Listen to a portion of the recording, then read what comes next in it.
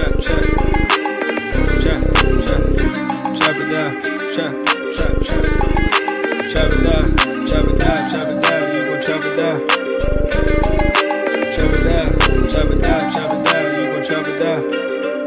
just appreciate everybody. Watch him throw the ball. We gon' pick it off. You gon' let him hit the hole or you gon' cut it off. You gon' play through 4th and long or you gon' punt it off. Your defenders, heavy hitters, put your pads in. Don't be looking for the ref to throw no flags in. Keep the helmet on, keep the cleats tight. You the type to want to win by any means, right? You should look alive. This is Trap or Dive. Oh my God. Let me fix my goddamn. Good morning. Good morning. Good morning. Good morning. Let me get my music going. I know it's been a little minute. How do I do this thing? How do I do this morning show? I forgot how to do it. Oh my goodness. What a way to come back. Good morning to everybody that's checking in live. Good morning to everybody that's going to be checking in later. Good afternoon. All that good stuff, man. Welcome in to the Washington Commanders Morning Show. In case you don't know who I am, if you're new, or if I've been gone for some time and you forgot who I am Molly Mo, Jamal. Make sure you all check out the Trap or Dive podcast recap show. AJ, Dre, myself from yesterday as we talk about everything that went wrong. Commanders yesterday against the Titans. I think before I even continue, I'm gonna just ask the question off the rip. Matter of fact, before I get into that, let's get the administrative item out of the way. Hit that like button, hit that subscribe button, hit that follow button, whichever way you're watching, Twitch, YouTube, all that good stuff, right? I have an interview tomorrow scheduled with a current Commanders player. I'm not gonna put the name out there. You know, I have a superstition about some things, and I want to make sure that the interview is completed before I push forward with announcing everything else.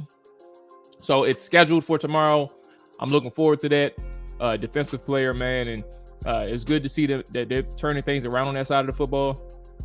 And I admittedly was one person who I technically it's still there, but I didn't think that they can get better, creeping into the top 20 range type of thing.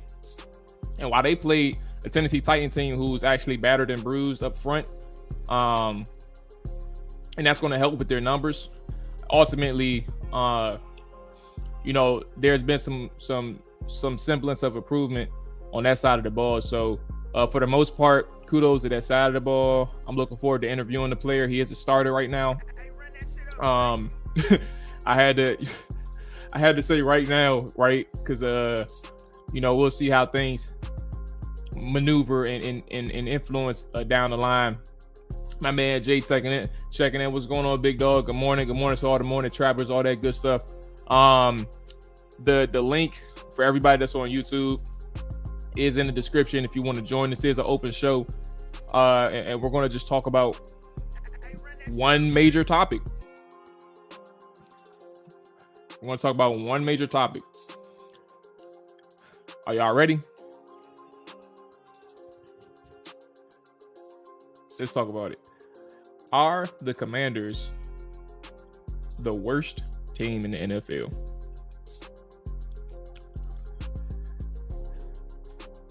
Are they the worst team in the NFL? Now let's take pieces and pieces and work our way to answering the question, right? It ain't pretty. It ain't pretty. From statistics, from performance, from records. Over the past 3 years, including this year, are the Washington Commanders the worst team in the NFL? This stuff, no matter what the players are looking like on the field, no matter what individual players are standing out, units are important, and these guys are struggling. Man, I hope it's Ron Rivera, one of the worst coached for sure. It's arguable if they are the worst. Good morning, Alex. Good morning, man. Hope all is well with you. I can see the Texans ending with the worst record, although they just beat the Jaguars yesterday. And on top of that, they got an identity. They're gonna run the ball. They're gonna tote that rock with Shorty. What's his name? I gotta find his name.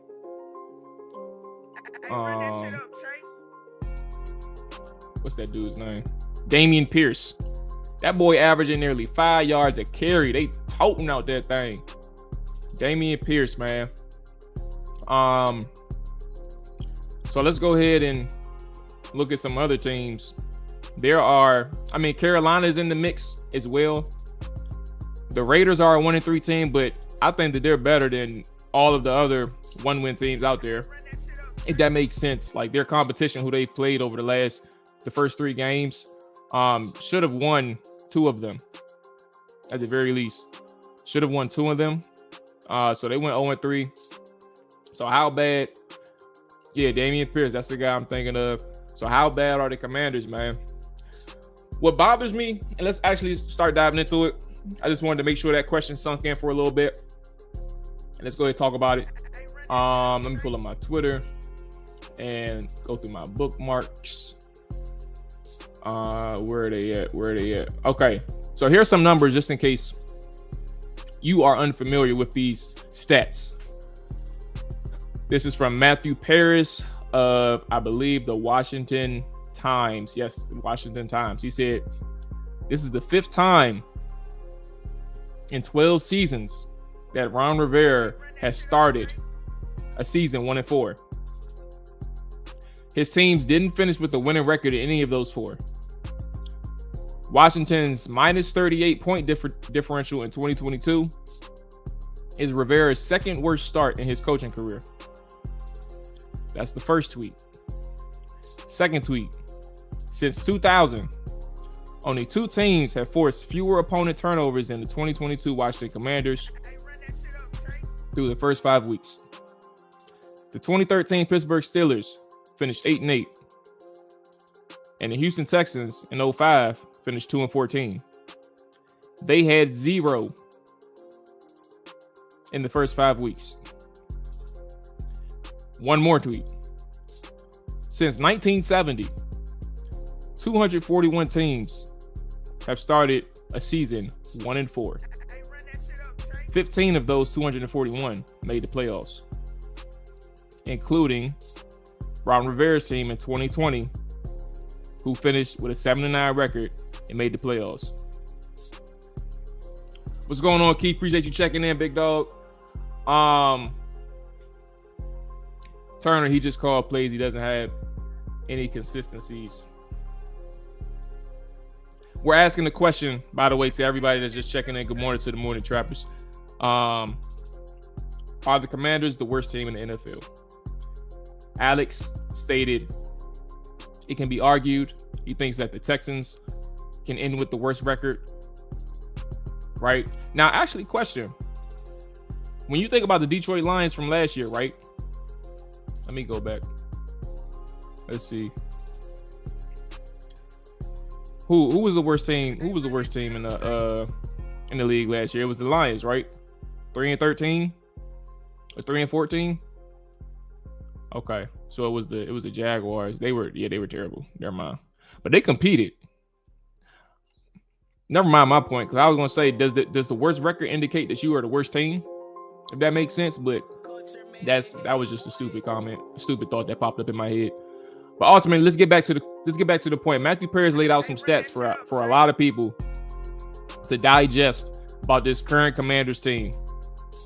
It's not pretty, right? And the numbers don't stop there. There's some numbers that I can't comprehend with DVOA and adjusted net yards average. Those are all bad. Washington ranks dead last in adjusted net yards per passing attempt. If you're going to ask me to describe what that means, I'm going to tell you I don't fucking know. And sorry for the language. I'm going to just tell you I don't know. I don't know what that means, but they are dead last. Okay. Turner thinks our identity is that we play with tempo. One of the worst coach in the league, has plenty of talent. Oh, appreciate you checking in. I pray for all the dogs on the roster. They deserve so much more. Listen, they deserve more. John Allen is fed up. He's clearly fed up. I don't know if everybody saw his presser from yesterday. You know, people were talking about this potential thing. I don't know why people keep coming to John Allen with like this potential word. Like, you're not going to get much out of him except for accountability. He ain't going to give you much except for we need to do better. And to hell with the potential if we ain't winning. He been here for 5 years and he been asked the same questions over and over again before COVID. And now that the locker rooms are back opened up, he been getting the same questions since 2017. That's how bad it's been. The 1 year which he saw some glimmer of success was 2020. And there was nobody in the locker room to talk to him. There was nobody in the room to talk to him. 2018, you started off 5-3 or 6-3. That went downhill. Like it's so much going on. The bottom line is failure of this team lies at the feet of the coaches and the talent evaluators. Let's get back to we're asking the question too for everybody that's just checking in. Are the Commanders the worst team in the NFL? And this is the problem right here, Keith. They have talent. I still stand by the fact that they have one of the best receiving corps in the NFL.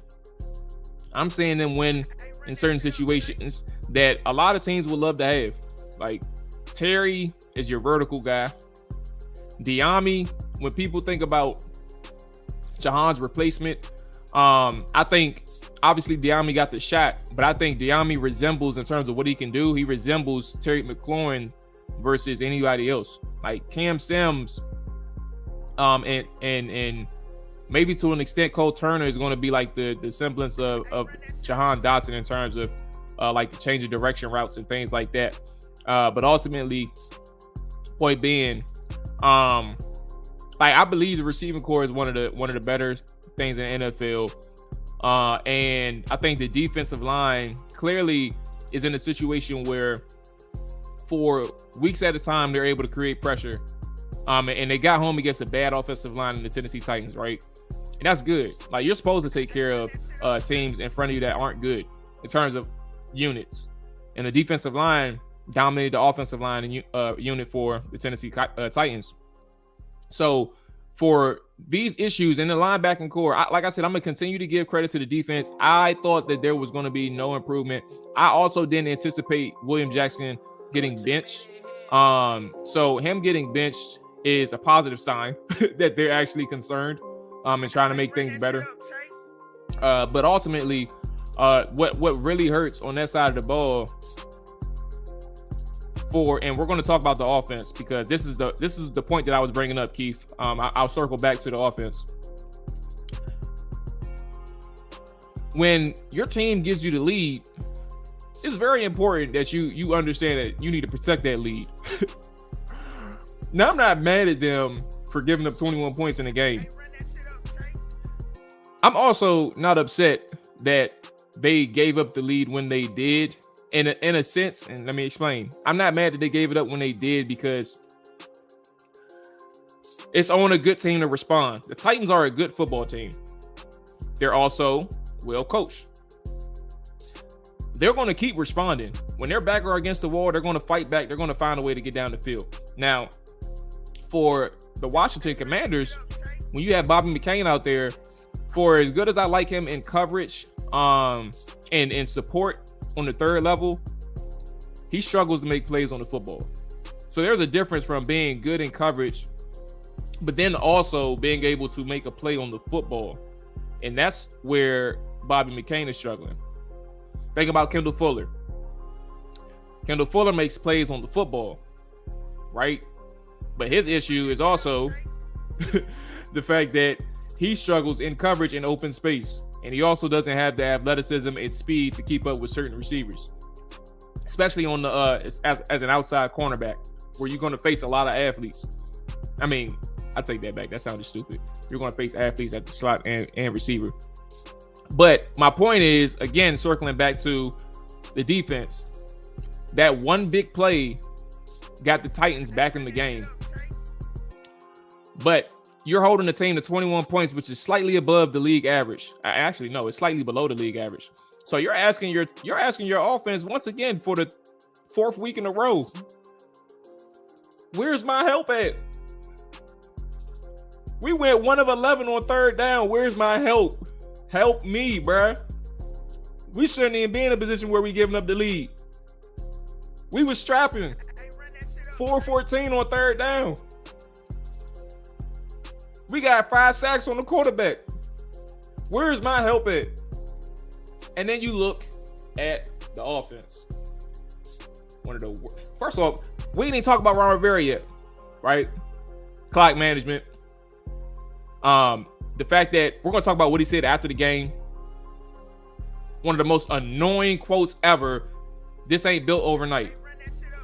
Ron Rivera, matter of fact, I'm about to pull this thing up right now while we're talking. And I see you all in the comments. Good morning to everybody. Good morning to the Morning Trappers. We are discussing if this is actually the worst team in the NFL, the Washington Commanders. The link is in the chat. It's an open show, right? You could join if you want to right now. And if you don't have the link, if you're on Twitch right now, I'm going to go ahead and send this to everybody. StreamYard link is right there. Continuing this conversation back to the coaches on the offensive side of the football. Where the hell is my help at? 4 weeks in a row. You're scoring what below the Lions, you get 27 points by the grace of God. You get 27 points. But then outside of that, you're scoring below the league average. The league average is around like 23, 24 points a game. I'm not even getting close to it. Or I'm scoring in the last seconds to do something like 8 points. What? Against and then 15 points. It's come on, bro. We ain't doing nothing on offense. So you look at Scott Turner. One of the things that bothers me, that red zone drive. Was Jahan Dotson really that guy for you that you couldn't scheme up anybody else? I think about the 2016 teams. Matter of fact, 2014, 2015, 2016. I think about Jay Gruden. I think about Sean McVay. And I think about the weapons that they had at tight end and Jordan Reed. I think about Pierre Garçon. They dialed up those shot plays for Deshaun Jackson. Everybody knew when he was on the field, he was a threat. They still found a way to get him the ball deep.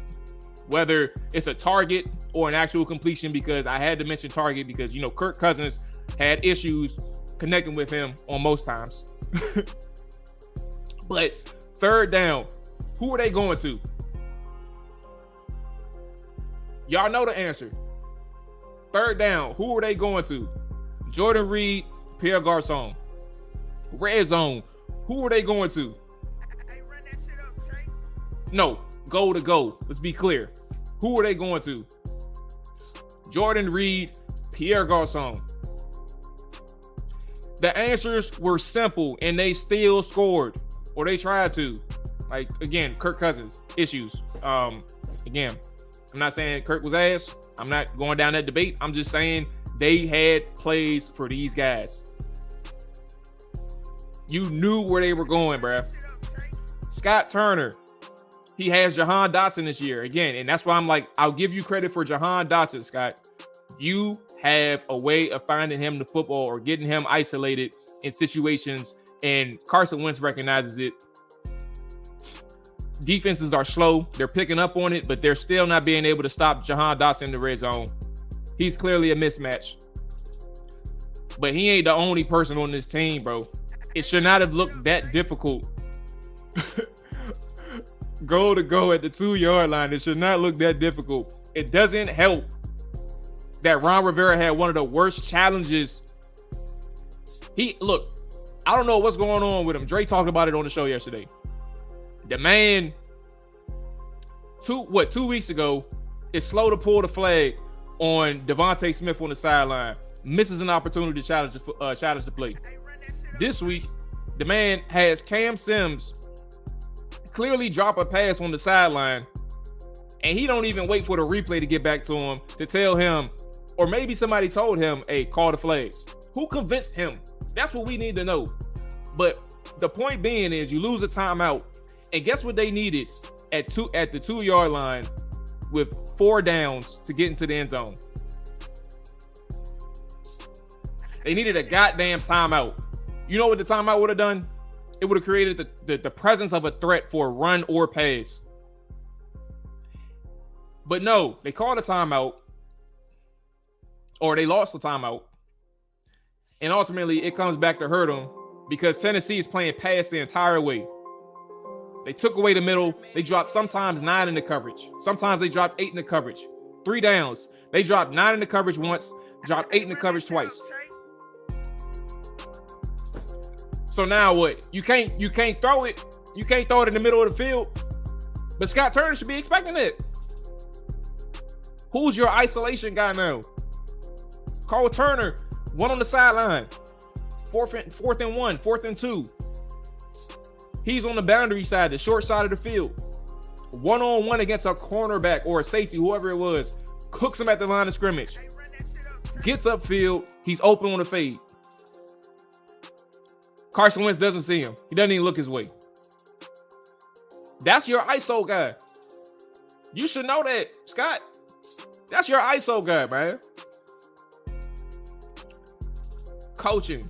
One of the worst coaching staff in the league. Scott Turner is struggling on occasion in certain situations, in critical situations. It's not only but so much he can do with Carson Wentz. So I'm gonna go through the comments because I know I just ranted on this one thing, but it's only but so much he can do with Carson Wentz. He had several overthrows in a game in which he looked relatively good prior to the last drive, prior to the last throw. But you can't out coach overthrows. You can't out coach misreads. And then we didn't talk about Ron Rivera yet. So I'm gonna take a break on on this one side of the ball offense, and we're gonna talk about Ron Rivera in a second. Hey, appreciate y'all checking in too. As I go through the comments, make sure y'all like, subscribe, all that good stuff on YouTube, man. It's appreciated. Like I said, call-ins welcomed. We'll keep chopping it up for a second. We are discussing if this team is the worst team in the NFL. Hey, James. Hey, how your parlays do yesterday, man? How your straight bets do, bro? I went 2 of 4. And my biggest bet, I had 2 units on the Browns. When they started out 14-0 or 14-3, I felt so good. And then because of the Commanders, I was relegated to watching the scoreboard at the bottom of the ticker or whatever. And I saw that the Browns were in range for a field goal at the end. I don't know what the hell happened. I still don't know what happened as I'm talking. But goddamn, my biggest bet lost, and I'm hurting. 2 weeks in a row. I pray for all the dogs on the roster. The bottom line is the failure of this team lies at defeat, coaches, and talent evaluators. You know, that sounds like Ron Rivera. That sounds like Ron Rivera. And we're going to talk about Ron Rivera in a second, man. Because I think we screwed up. I'm not even going to act like...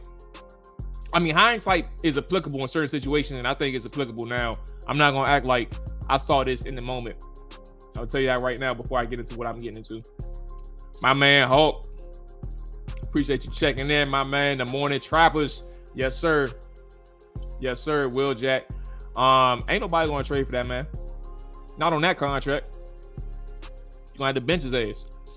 I am a Tar Heel fan. I'm glad they benched Jackson, and now we need to bench Bobby McCain, too. See what Percy Butler about, huh? Morning, Hulk. Yep. 30. He got 30. Okay. And then Panthers and Texans is after. Panthers are ass.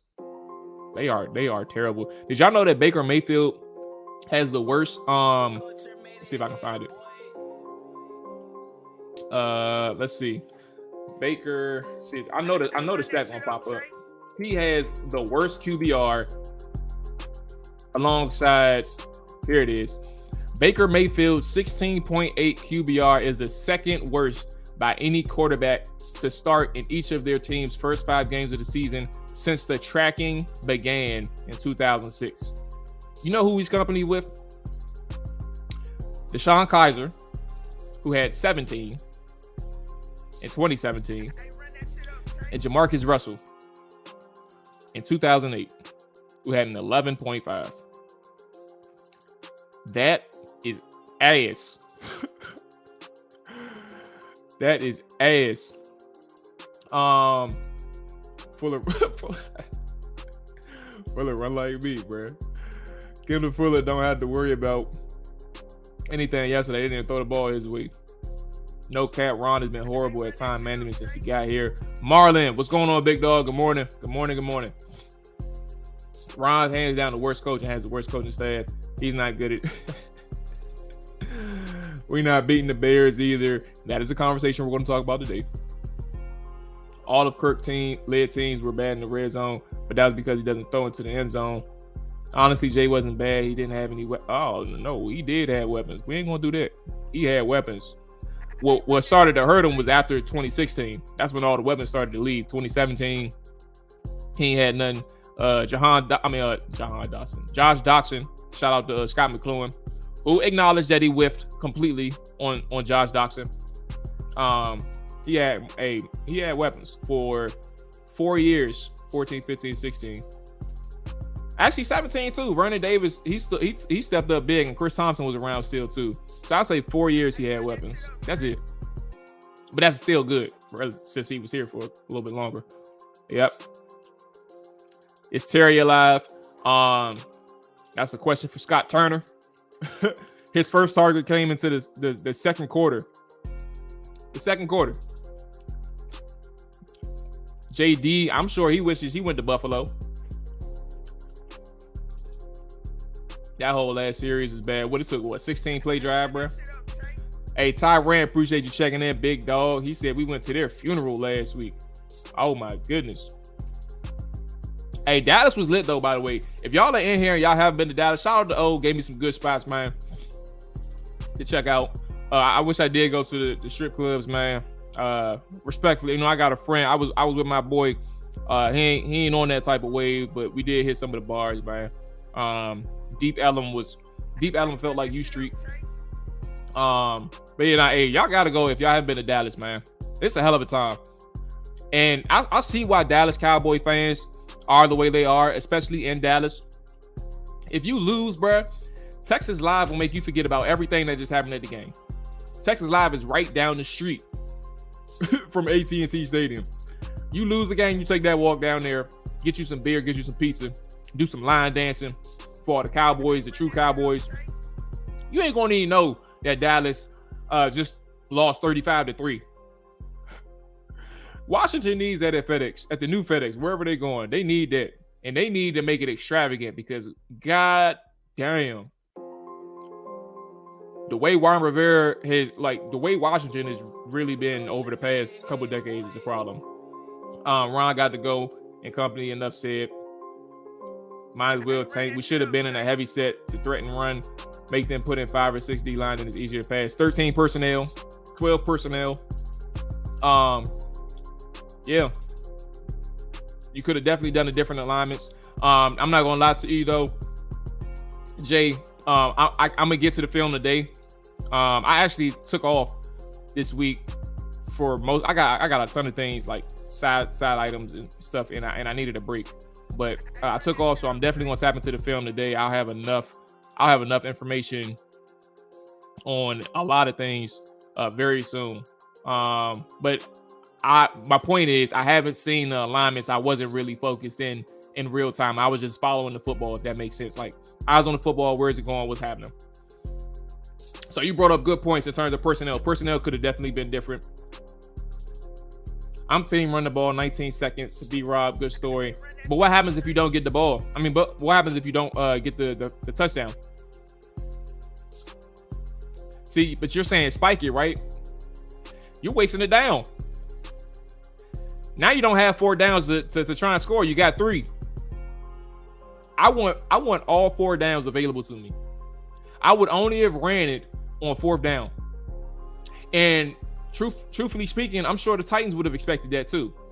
Like, the run or pass is available to them on 4th down. But at the end of the day, that's what happens when you don't have any timeouts because of that goddamn Challenge. Jami Brown and Sweat finally showed up and showed out. Hey, did y'all see Montez Sweat when I think he made his second sack? My bad. Montez Sweat when he had his second sack, he took off his helmet. No celebration, nothing. All about business. He's mad, bro. I think everybody. Jonathan Allen is doing a good job speaking with the media, being blunt and transparent. But I mean, obviously they're not happy, right? I want to make that clear. Obviously they are not happy. But my point is,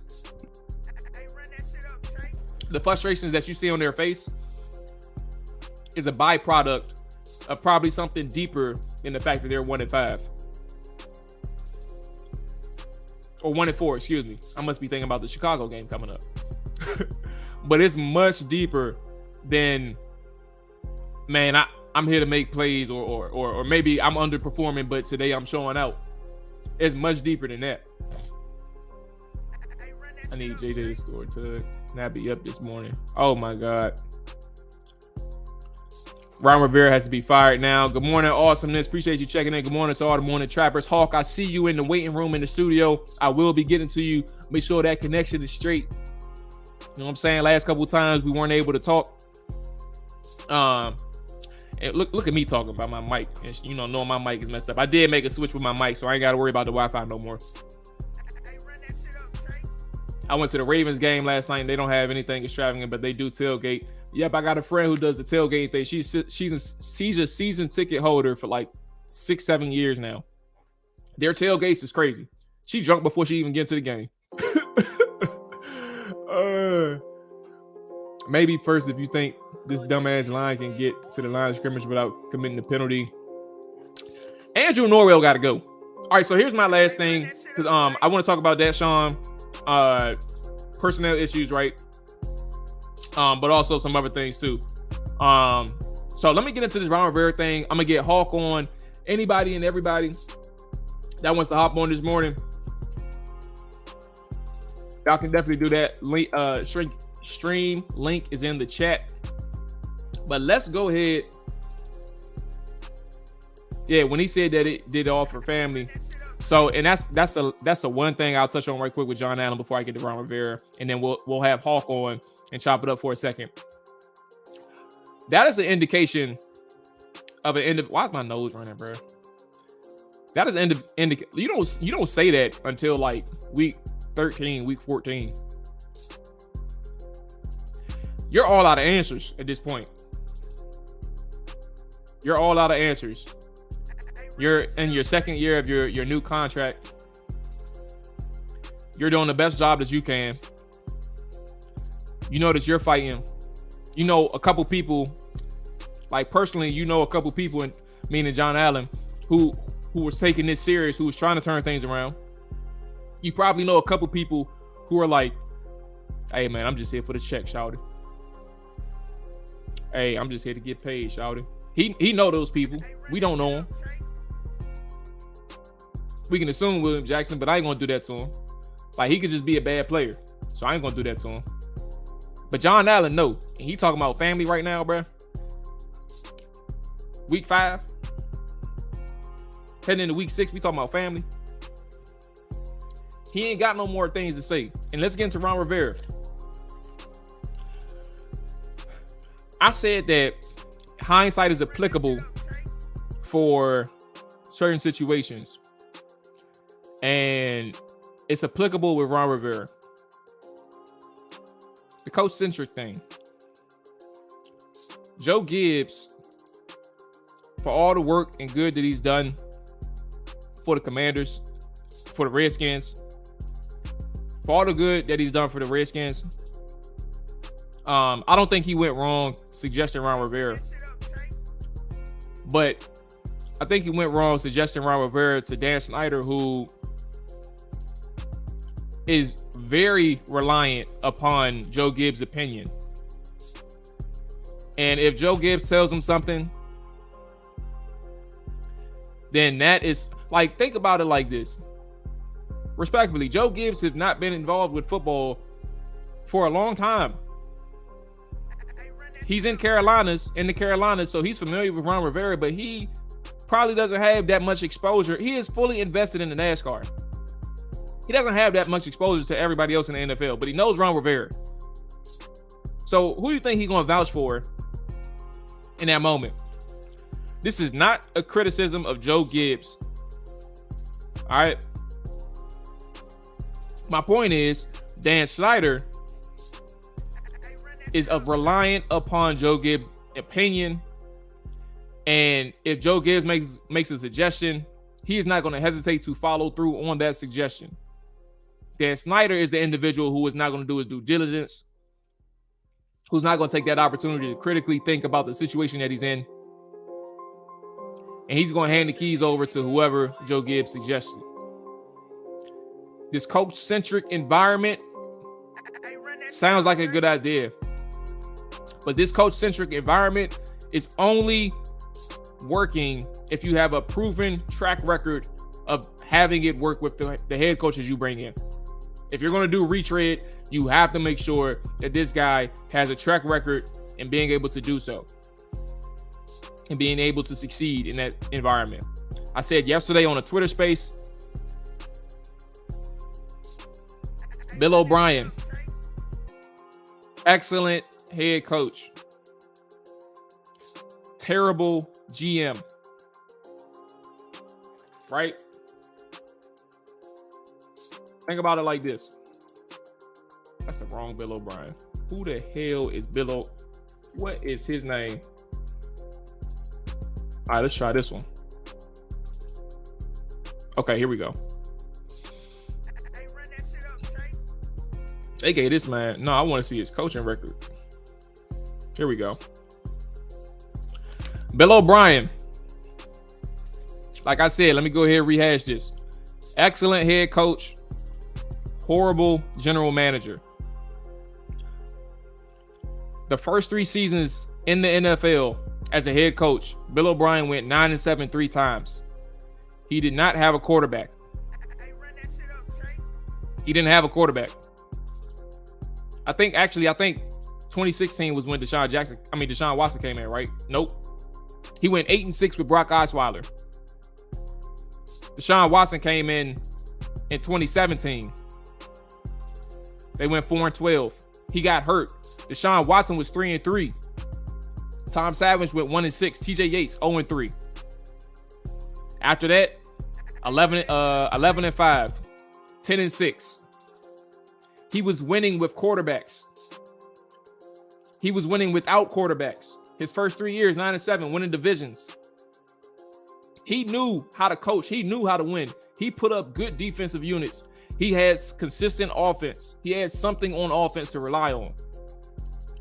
Until they gave him that general manager title and said, I want you to take over football operations from a roster personnel standpoint.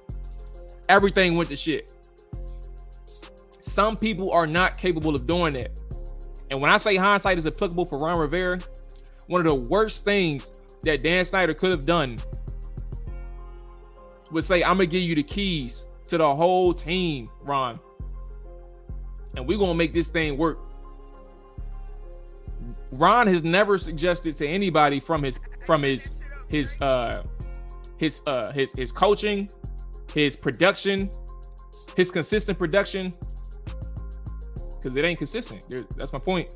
That he's a person who can operate and thrive in a coach-centric environment. He's never had these responsibilities, and it's hurting Washington right now. Off-season decisions, being content with bringing in old players. Andrew Norwell, solely responsible for 2 terrible drives in that second half.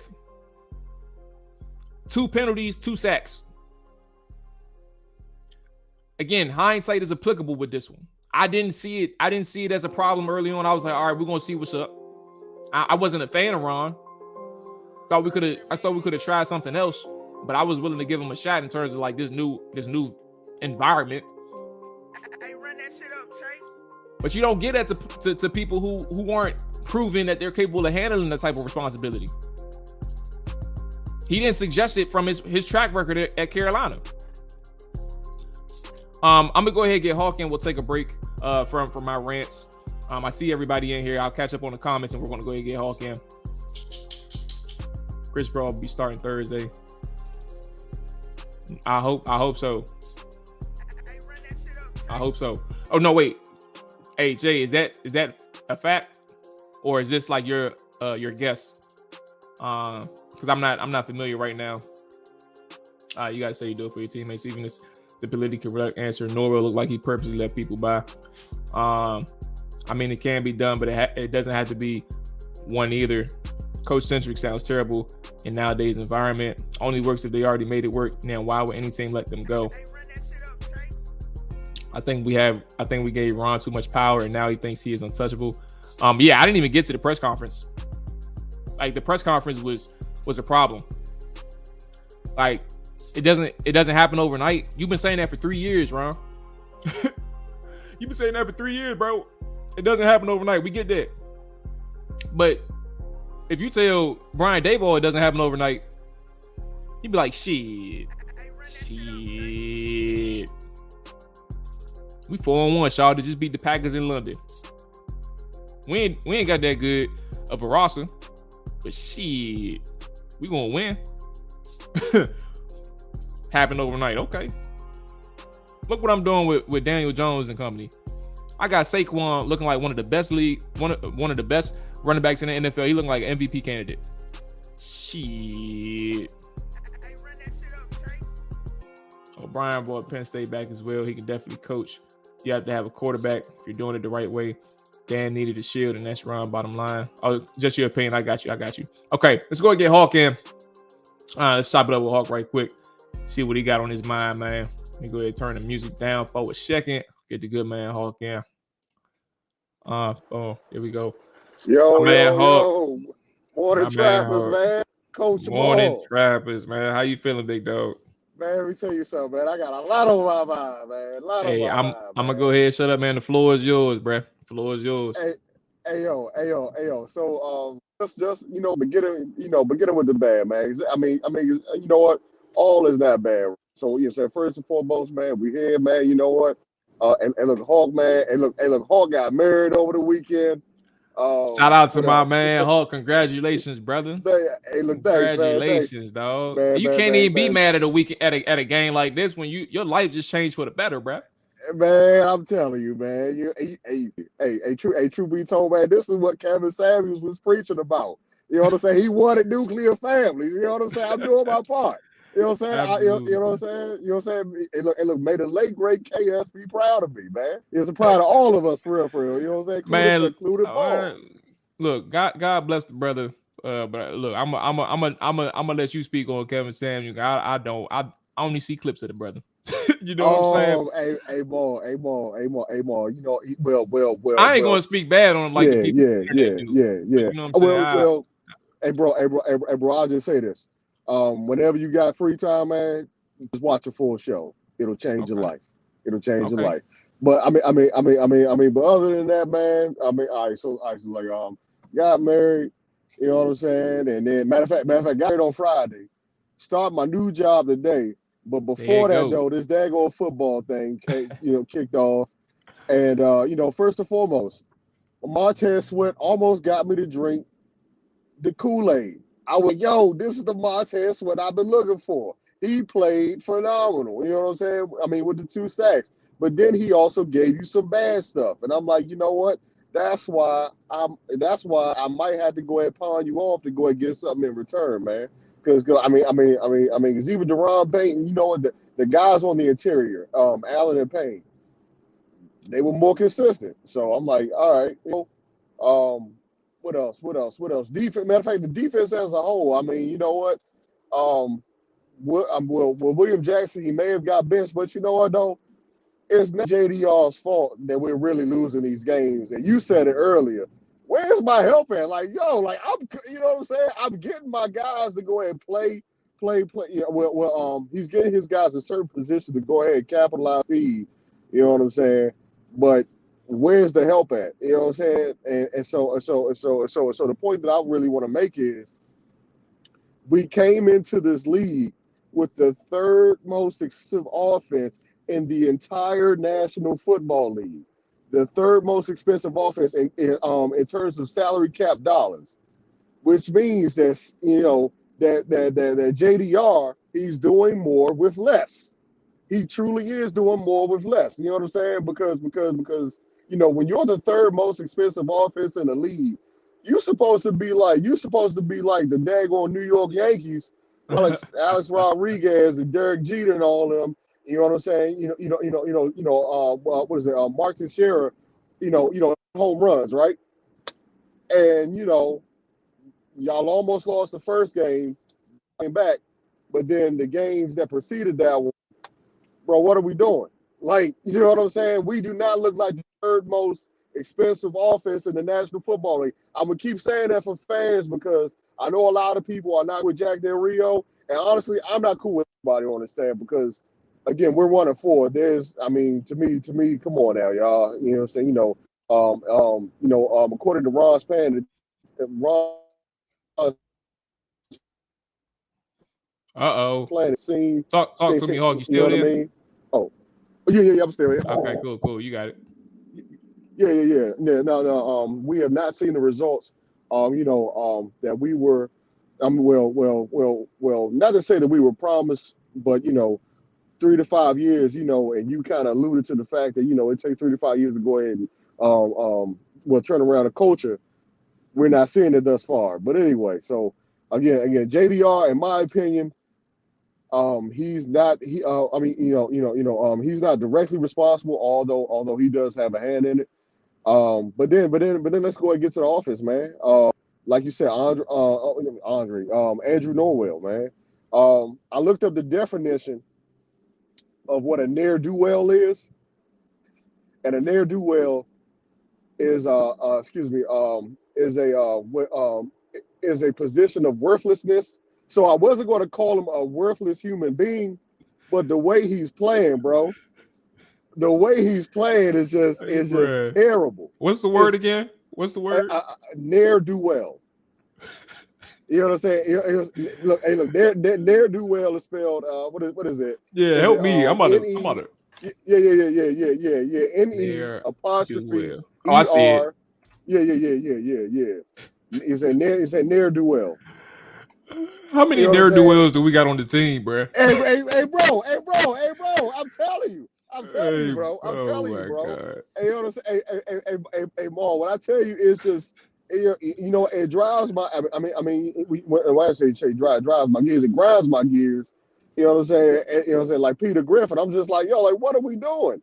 Like again, Andrew Norwell, Trey Turner. You know what I'm saying? I understand you got bench, but bro. I mean, the fact that Eric Flowers, you know what I'm saying, and then I heard John Kahn was like, look, we need to go ahead and be on the phone with that guy now. But they were like, it was probably about money why he got cut. You know what I'm saying? But I'm like, bro,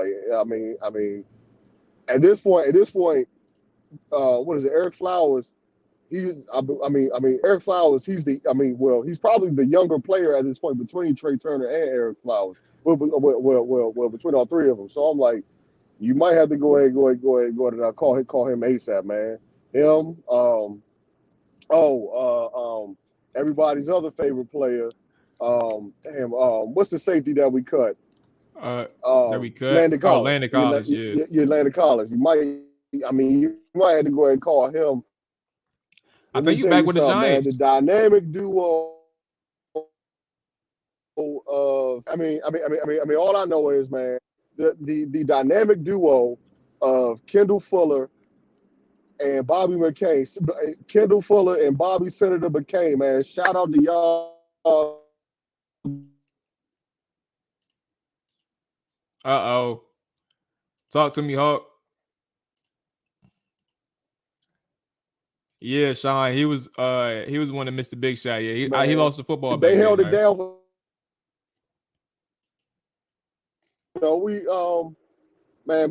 Excuse me. The point I was making about Bobby McCain, Kendall Fuller. You know what? I can't really say too much bad about them. I mean, yes, they gave up plays, but you know what? Again, the defense wasn't really the reason why we lost this game. It's the fact that we are inept on offense. Hey, look, Nick Martin. You know what? I understand that Nick Martin just got on the team, but why is he not play Zach? You know what I'm saying? Because apparently that's his brother for the Cowboys, Zach Martin. Yeah. So hey, listen, the league average, like you said, it's not too much you could do with sort of say too much about the defense. But look, I looked it up while you were talking. 21.7 points is the league average. So 21.7, right? Yeah, 22 points. And Washington defense did their job. Like that's just what happens. You score 21 points in a game. You got an offense. You got an offense who's averaging 18 points a game this year. Fact. Man, and look, they are below average. And I have to tweet that out before I forget it. But go ahead, Hawk. This is terrible. And look, Cole Holcomb was doing his thing as far as like tackling. Even Jamin Davis was doing his thing. You know what I'm saying? Jamin Davis was doing his thing. The defense is really not the defense fault. You know what I'm saying? Because at the end of the day, this team as a whole, the leadership did not spend a lot of money, or they did not dedicate, on the resources 50-50 towards offense and defense. They didn't do that. They said 75-25, we going to go offense. And Carson Wentz, we going to get you the weapons. Yesterday yesterday on the postgame show, I think you mentioned Cole Turner. I was like, bro, I ain't heard his name like once. I heard his name at all on that game yesterday. Yeah, I think he had one catch. And the crazy thing that's more frustrating about he said Peter. The frustrating thing that's about and hi, I see you on Twitter. On Twitch. My bad. We're gonna get to your question. But the thing that bothers me is like Cole Turner is your athletic tight end, and you can do a little bit more with him, especially with certain coverages against him. Like Logan Thomas, for as good as he is, he's good against one coverage, and that's zone. Because you're not in specifically off zone. Like if he's getting jammed, like the only thing that God bless if he's getting jammed, or if he's playing some press coverage or some soft press, because you're not going to get any separation from Logan Thomas. He's not the person who has that lateral quickness. He's not the person who's going to put a move on somebody and break free when it's tight coverage right there. Cole Turner has moves at the line of scrimmage. He is a former receiver, mind you. He has moves at the line of scrimmage. And he has some acceleration that Logan Thomas and some quickness that Logan Thomas just doesn't have. So for Cole Turner to be back after missing 4 weeks, and what from the coaching standpoint, they said he's missing 4 weeks because they want to get him acclimated with the offense. So it's not that he was hurt over these 4 weeks. They wanted to make sure that he was good to go. So for him to be active and available for the Commanders after a 4-week absence and not be utilized in the way in which he could have, like they did give him some opportunities, and Carson Wentz missed them. Like I talked about that 4th down, he got open, like one-on-one man coverage, 4th down, he beat him, and Carson Wentz didn't go his way. It was an easy conversion, and he didn't go his way. But for him to not be utilized a little bit more, especially given that he has some versatility to his game, to your point, he was relatively quiet. He was quiet, Marlon. I was just like, bro, you know what? I heard a lot of hype about him in the offseason. I'm like, bro, like, what are we doing, man? You know what I'm saying? You're saying, are y'all going to use the guy what? And you know what? And the point that I just wanted to go ahead and make because you just brought it up about Logan Thomas. And I'm gonna ask you this question about him because I know he coming off the ACL injury, and things like that. So I'm gonna ask you this: Is Logan Thomas is he like a discount version of Jason Witten at this point? Oh my God! You know what I'm saying? Because against the zone, it's like he good money, but like everything else, you know what I'm saying? I mean, and Jason Witten, he may not have been like the most athletically, gifted tight end, but I'm like at this one, I'm like, is he like a bargain basement version of Jason Witten at this point? Yeah, I mean, like I said, the value that, it's two things: zone coverage, but also like he can still. I don't even know if he can go up and get anything at this point, only because of the knee thing. I'm not criticizing him in terms of skill set, but in terms of his knee and his recovery, I don't even know if he can go up and and attack the football right now. I haven't seen that many times where he had a chance to. But also that's a byproduct of Carson Wentz not really targeting him in those tight situations. So there's that. Like Taylor Heineke did give him opportunities last year. 2020, right. Alex Smith gave him opportunities.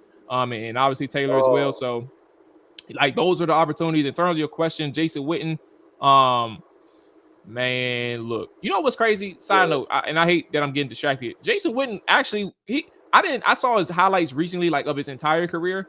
I didn't know he was that boy can move when he was younger. I didn't even know that. I thought I had my picture in my head that he was just like a turtle out there his entire career. But that boy, he can move, bro. He used to move, man. So I don't know, man. Logan is in a rough situation, and I do think he is and like on the back end compared to like where Jason Witten was. It's not looking good right now. Yeah, and honestly, in the tight end room to me, because you know all the guys on the squad, they built the same. You know what I'm saying? There's no, I mean when they say that Cole Turner is supposed to be the one, but I'm like, but I mean, look at Indianapolis Colts with what is it, Johnny Woods and Mo Alley Cox and then the days of old with the Patriots when they had Aaron Hernandez and Rob Gronkowski. You know what I'm saying? Just the the versatility at the time. Let's not forget White Chocolate, man, from Kansas City. Travis Kelce, man, it's just White Chocolate. Man, White Chocolate, man, yeah, man. So I'm just like, bro, like, what are we on at this point? I mean, far as like on offense, because at the end of the day, first and foremost, and please forgive me, but shout out to Brian Robinson, man. You know what? Black, you know what I'm saying? Black Landry, healthy man, hey, look, man, he ran the rock, man, didn't turn the ball over, man. Man, just shout out to him, man. Courageous performance. But absolutely. I mean, but with that said, though, I really did not think he was going to make that much of a difference, because to me, when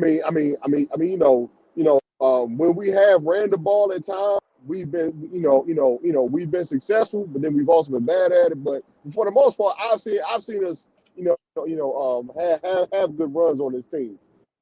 So with Brian Robinson back, I really didn't think he was going to make a big difference, but I was just like, you know what, man? It's just good to see him. But all in all, man, it's on Scott Turner's head. I don't know if we have a quarterbacks coach, somebody else that could like potentially call it.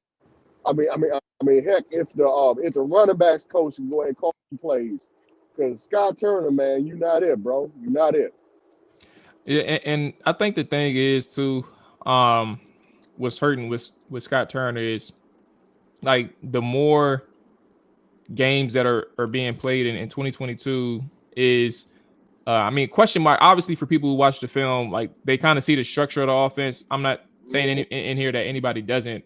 It's more about like when you see like the actual structure, like you come up with question marks. You have a lot of questions like, why is this going on? And you have all these whys and very little answers, because you're trying to figure out why can't Scott Turner utilize people in a more efficient manner or present opportunities to break tendencies. Like those questions pop up. But my point is, as the weeks go along, those questions continue to exist. And what is really happening from a macro, like straight shooter standpoint is that I'm saying all these words to say that he's just getting exposed. It's really that, like, he's getting exposed for the fact that it wasn't the lack of quarterbacks for Scott Turner, and it's not that Carson Wentz isn't like an elite quarterback. So even still, he's still like behind the 8 ball at quarterback, but he's better. Yep. Carson Wentz is better than what you had. So how do you manage the flaws of Carson Wentz,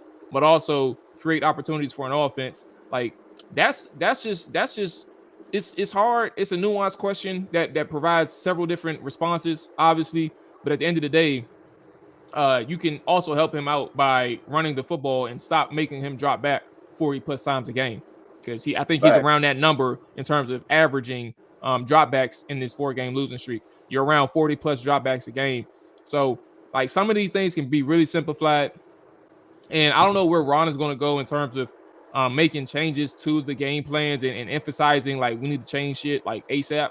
But Scott Turner, and again, like the reason why I don't want to go extremely hard on Scott is because Carson Wentz is like messing up too. For those who had issues with, and obviously Hawk, we weren't here over last week. I was on my work travel, but the one of the flaws, if people saw it on Twitter of last week, wasn't that Scott Turner didn't provide opportunities for like Terry McLaurin and some others at the line of scrimmage or like short opportunities for Carson Wentz to execute. Carson Wentz just flat out missed them. Like he missed those opportunities that Scott Turner gave him at or near the line of scrimmage in which receivers were available and open. And that's kind of like part of the issue as well. It's like a give and take. Like Scott Turner can give this man opportunities and Carson Wentz isn't taking advantage of them. So it's so many different things, but that also comes down to coaching and communication. Like, how are you being able to connect with Carson Wentz, a quarterback who is clearly struggling? But secondly, you saw one thing that happened that was different. That man back up in the booth. It took him 4 games to say, you know what, man, to hell with this. I ain't here for this sideline shit, bro. To hell with that. I'm going back upstairs where I feel comfortable, and we're gonna see what happens. And for a statistical standpoint, passing wise, it was okay, but you still forgot to run the football. My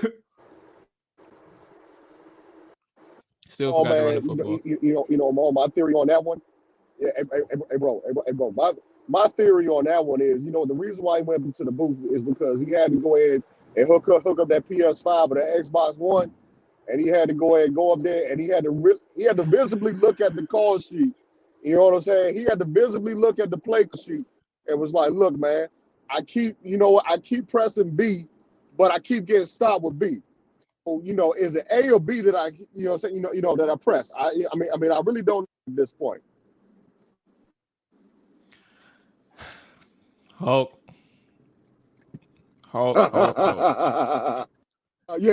Let me ask you this last question, bro. Yeah. What happens? Put it this way. Not what do you think happens and what do you want to happen? Because we all have, I think we're all aligned in the same thought. I want you to talk about what happens like from a organization standpoint with the coaching staff. So meaning, do you think that the organization is going to can the coaching staff and all of the other players involved? Like where do you lean that way? What is your prediction of what's going to happen? Not necessarily what you want to happen. And it may be the same thing, but I just want you to speak from an organization standpoint in terms of the prediction. Yeah. Hey, Mom, man, I'll be honest, man. If you genuinely, I really think that they're going to give them until season's end, bro. You know what I'm saying? They're going to give them they're going to give them this whole year, but then not Ron, Ben is going to look at these statistics. First 2 seasons we've only won 7 games. This year it's looking like we're going to be having number 1 pick status. Like, and then it's gonna be one of those things where tell me why you think I should keep you. Ron is gonna go ahead and he may feel challenged about that, or he may decide, hey, Dan, I really do that we're like seriously close to turning this thing around and things like that, and then from that point it's going to be on Dan Snyder to go ahead and say, okay, you know what? I've come to a decision, and you guys out. You know what I'm saying? And so the worst thing, one of the worst things that I fear is that they're going to continue that trend of finding the young, white, offensive-minded coach, and I'm like, nah, man. You know what I'm saying? Because you know what? That doesn't necessarily work out all the time. You know what I'm saying? Because the truth be told, I said this on another stream. We actually did that before that became trendy, because I remember a while back, in the mid 2000s, when we had when we had Jim Zorn. He was that. Granted, I think that they had hired him to only be the quarterback. I would say that was an accident. Nobody wanted to take the job. But I get with you. I'm following. Yeah. So I'm just like, well, you know what? I mean, y'all have already tried that young white, you know what I'm saying, head coach, young offensive head coach. So go ahead and do something different, man. That's all I'm saying. Just go ahead and do something different. I mean, you know what? If you're asking me for like potential candidates, I'm like, look, y'all. Return to Pep Hamilton, a dude that had success with Andrew Luck. Somebody. I mean, is it Pep Hamilton, Coach Deion Sanders, Coach Primetime Sanders, or Jim Caldwell?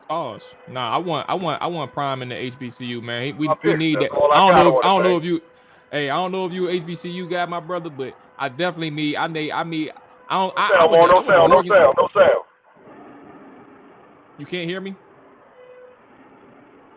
Can y'all hear me? Testing to the chat. Audio said my audio should be good. Yeah. Hello?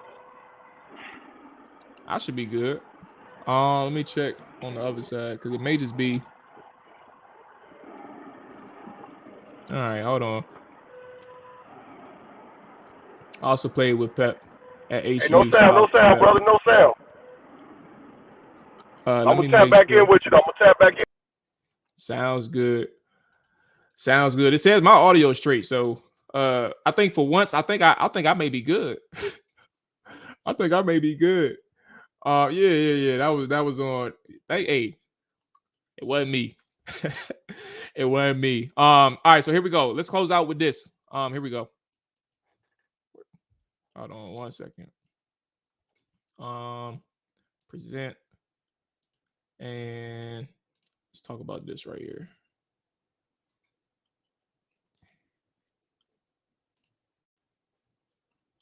Okay. And remove the comment. And let's talk about it. Rod, is it panic time right now? For you, maybe, but not for me, Scott. Why? I'm not going to panic. Why? Because there's plenty of football left, okay? We're going to work our butts off to get better. That's all we can do, okay? I mean, that's the truth of the matter is, and again, if you work and continue to work, eventually it's going to change. And that's what we're trying to do. We're trying to change it. This is not going to happen overnight. It's never going to happen overnight. When is it going to? I don't know. But I will say, and I don't disagree with some of the thought process, there is a sense of urgency. And I hope everybody in that locker room has the same sense that I have. Ron, is it panic time right now? Yeah, so the last thing that I got on Ron Rivera, and I tell people this, like, and I mean it, like, with all my heart. Like, I truly mean this. And it's hard to not talk about time and time and again with this team when things aren't going well, the way in which they aren't going well. So everything, like, it's not going to be positive. Like, when you look for a beacon of light, like I see people on Twitter today. Did I save his tweet? I don't think I did. I saw a dude say, I feel bad for people who can't find the positives. I mean, who can only find positives in a win. And he was full-fledged. I liked how this team competed. I like how all these. Now, granted, for what it's worth, the team competed on the defense side of the football. The offense competed for the most part. I mean, they struggled obviously in the biggest situations of football. Situational football is a problem. And I understand that, but I feel bad for people who are missing the bigger picture. If I had to respond to that, I feel bad for people who are missing the bigger picture. And that's where we're going with this whole thing. When you hear that quote and that response from Ron Rivera, he said, let's go ahead and get back to it. Where's the comments at? He said, when is it going to happen? I don't know. This is never going to happen overnight. It's never going to happen overnight. When is it going to happen? I don't know. You tell us for 3 years, us, the public, the media, the reporters, the radio personalities, the average fan, that is not going to happen overnight for 3 years. In a year in which you said this is the season in which we have to take a big step. Hey, run that shit up, Chase. Give me 2 seconds.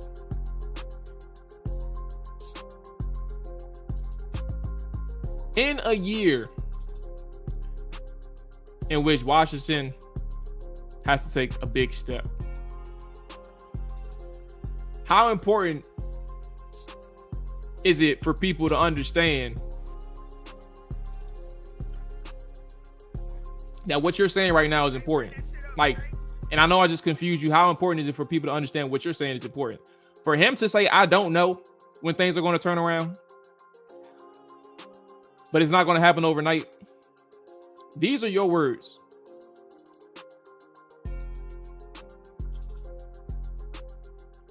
These are your words. This is the 3rd season when you take another step. Not where you could, not where I hope. This is when you take another step. When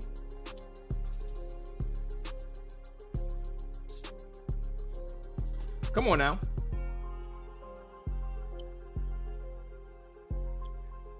Everything is right here in front of us. Everything is right here in front of us. Nobody else is responsible for what else is coming out of Rivera's mouth except for Ron Rivera. So when you tell us all these things, what's going on, Juan? My bad. I saw you earlier. I didn't say good morning. I think you checked in when Hawk was on.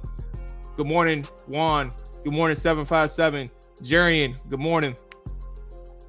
Good morning, everybody. If you are just checking in, make sure you hit that like button on YouTube, that subscribe button if you are new to the Washington or Trapper Dive YouTube channel. If you are checking in on Twitch, make sure you hit that follow button if you are new. All of these things are based on you. So when you tell us in your 3rd year, I don't know when things are going to turn around, that is not the answer you give to people who are expecting somebody to ascend in the year in which you claimed is the year for ascension. But also, the overnight comment, you can't say it for 3 years in a row and have no proof of concept. Where's the proof? And I think what's really going to hurt Ron Rivera is that, like, and I wish y'all knew, if y'all can help me out to find the word to describe it, because I know there's a word that exists, but I don't know it. I don't know it. And I don't even know how to search for it. But a person who, when their backs are against the wall, when they're stressed, when they're clearly in a sense of internal panic, they don't know what else to say except for the words that they've been saying since the beginning. Since the beginning of whatever. Like you ask them, you've known somebody for 10 years, and every time that the same situation happens in a stressful situation, they either say one thing like, damn, bro, I didn't know, or it wasn't my fault, or whatever key term that they say repeatedly in a situation in which you're trying to get some accountability out of them. Like, I don't know what the word is, like the one single word to describe it, but for Ron Rivera, his phrase is, this is not going to happen overnight. He is defaulted to that in every single sense of disappointment, every single sense of failure. And you can't keep saying that for 3 years, because that ultimately becomes you. It's already become him. Like, the season's over. I hate to say it like that. I said it on Twitter, so I'm not gonna back down from the comment. I said it on Twitter. It's week 6. Season is over. The third place team in the NFC East has 4 wins. You are 3 games back from third place. You are not competing for first. You're 3 games back from 3rd place. That's how bad it is. and I think for all of the things that I'm saying right now, it's really based. It's just a Ron Rivera thing. The players, man. I do feel bad a little bit, but it's a Ron Rivera thing, man. And that's kind of where I'm getting at, bro. You can't tell the people you don't know, and that part is being overlooked because of the overnight comments. But in totality, when you tell somebody you don't know, in a situation in which you do know, it starts with you. Starts with accountability on yourself. It's not a we thing no more. It's not a player thing no more. It's an I thing. It's me, all that stuff. I have to do better. I have to coach better. I have to lead better. All that stuff. So that's the last thing I got on Ron Rivera. Where is the question? Hi asked us, how do you feel about this coaching staff? Hi, I do suggest to look at the replay for that, but I will answer your. And then you also heard me speak on Ron Rivera. And to answer the question, is this team the worst team in the NFL? It's arguable. To Alex's point from earlier, it's arguable. I do think the Carolina Panthers are worse. I think the Texans are probably better. So I think we're the 31st team in the NFL. We're the 2nd worst team in the NFL. That is awful. That is awful. Ben Johnson, look, they just got shut out in New England. I don't want to hear nothing about no Ben Johnson. Respectfully.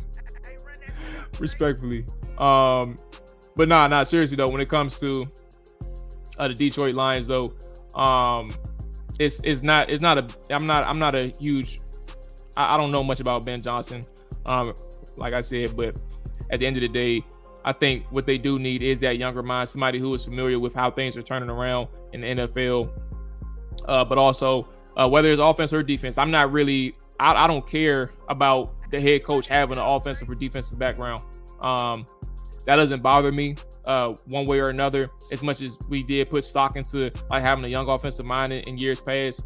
I think it comes down to who his staff is. And I think the reason why it comes down to who his staff is because of what we're seeing right now play out in Washington. Like, your staff is just as important as you. Obviously, leadership is important. And I think that's the key thing with head coaches' leadership, being able to organize your team, structure your team well, being able to, I'm not going to say be perfect in time management, but also understand like the ebbs and flows of a game and how to manage that with your team.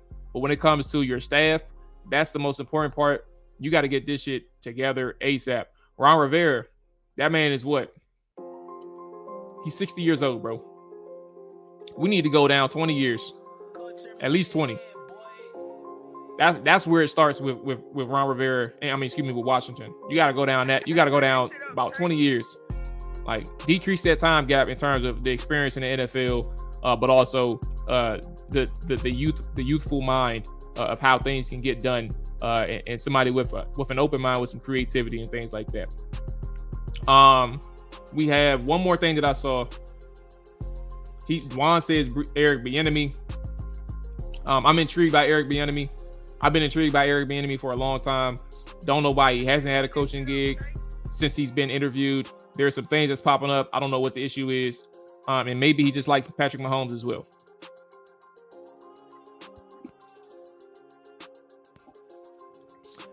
And it's not a crime to like Patrick Mahomes. I would love to win Super Bowls with Patrick Mahomes. And listen, though, I'm going to be here. We still going to chop it up. We all going to talk. You know what I'm saying? I ain't tripping. It's going to be hard. I ain't going to lie to y'all. It's going to be hard. But we going to talk. We going to talk this shit out. Yeah, we always going to talk this shit out. Last thing. I do have a player interview coming up. It's a Commanders player, current starter, lined up for tomorrow. I'm not going to say the name because I have this issue with like trying to promote things, and it's a superstition, really. I don't want things to fall through. So I do have a scheduled interview tomorrow. I'll try to work a way to get it on the YouTube channel because it's for Hogs Haven. But we're going to try to break off. The podcast is going to be available to everybody, obviously, right? So make sure you are subscribed to the Hogs Haven podcast. So you'll hear the interview regardless. But in terms of video, we're going to try to get that situated. Maybe have bits and pieces on the channel. Says he doesn't know because his main flaw starts with him. That's a fact. Rule is the only one worse than Ron. Exactly. It's Carolina then Houston. Carolina then Washington. And I'm not even gonna say Houston is ass for real. I don't know. Like, they compete. Bring in Eric Bieniemy. Hackett is terrible also. Side note, that's the reason why, like, Russell Wilson is playing like ass, but when you get a rookie head coach in to pair with a quarterback in a new environment, God bless. This is what you get. You get a quarterback who is clearly flawed, and a quarterback and a head coach and a play caller who doesn't know how to work around his flaws because he doesn't know him. He doesn't even know Russ. Bringing in a good coach is useless without finding a quality GM. The reason why Eagles keep reloading is Howie Roseman. Mayhew's track record speaks for itself. But also Mayhew doesn't really have say in this, or he didn't have say when he was around early. And it's all Ron Rivera. Like, everybody's reporting to Ron. And I wonder how long that's going to keep going on before whispers and rumors start going out that, I ain't really fucking with Ron. Like, anonymously. I wonder how long that's going to keep going. So we'll see. Okay. That's going to wrap it up for me today. Hey, I appreciate everybody checking in, man. I know last week, like I said, we had a whole week off, man, but Dallas was lit. I had a great time in Dallas, but also I had a good work trip, a safe work trip, a successful work trip. But we locked in. Commanders Morning Show is going to be back on Wednesday. Scheduling wise, podcast tomorrow. Chopper Dive with AJ and Dre and myself. We'll be doing a last second recap on this game, closing the book on that one, and then we'll preview the Chicago Bears game as well. And then we have the All 32 game back Wednesday, previewing week 6, but also we'll recap some of the things. It's crazy. If y'all watch that, Rye is a Titans fan, so I got to deal with that fool. And then we got a Dallas fan and Nick who they just keep winning. They just keep fucking winning. But yeah, man, y'all be safe. Enjoy the rest of y'all morning. Happy holidays for those who have a federal work day off, like me. But all that good stuff to say, man. Y'all take care. Keep y'all head up, man. Don't let this team beat y'all down, because it ain't gonna beat us down. At least on the Trapper Dive channel. Y'all be safe, man. Y'all be safe.